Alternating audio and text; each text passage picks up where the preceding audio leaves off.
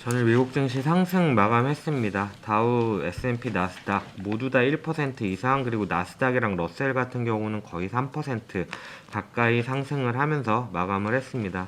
알고 계시겠지만은 가장 큰 원인은 CPI 발표였습니다. CPI가 예상치보다 못한, 그러니까 낮은 CPI를 기록을 하면서 연준의 피벗을 기대하는 심리들이 좀 확인이 됐고, 이로 인해서 미 국채 금리도 하락하고 달러도 약세를 보이는 모습, 그리고 당장 9월 FOMC에서의 기준금리 인상 폭도 기존에는 75bp 인상 가능성이 가장 높았는데 이번에 CPI 발표 이후에 50bp 인상 가능성이 더 높아지는 모습을 보였다 라고 보시면 될 것 같습니다.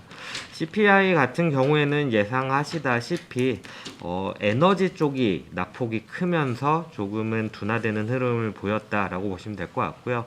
다만 식품 쪽에서의 가격 상승은 여전히 나타났습니다. 세부적으로 특징적인 거는 중고차나 운송 서비스가 하락했고, 신차나 주거비 그리고 의료 관련 항목들이 좀 상승하는 모습들이 나타났다라고 보시면 될 것 같습니다. 다만 연준 인사들 같은 경우에는 여전히 매파적인 발언을 이어나갔습니다. 찰스 에반스 그리고 닐 카시카리 발언을 했는데 여전히 긴축에 대한 강도를 좀 높게 얘기를 하는 모습들을 보였다라고 보시면 될 것 같습니다.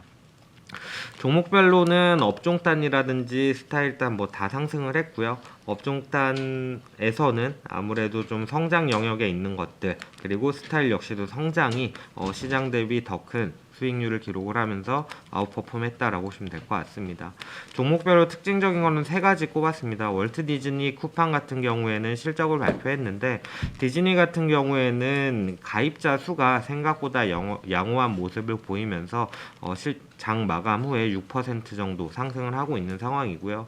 쿠팡 같은 경우 실적을 발표했는데 역시 실적도 좋았고 가이던스도 상향하는 모습을 보였습니다. 이번 분기 실적 같은 경우에는 예상한 것보다는 적자 폭이 적은 모습을 보였고, 특히나 GPM 같은 경우가 250bp 이상 QOQ로 좋아지는 모습을 보였고, 이 가이던스 역시도 이전에는 손실을 예상을 했었는데 에비타 기준으로 이번에는 흑자 전환으로 예상을 하고 있다라고 보시면 될 것 같습니다.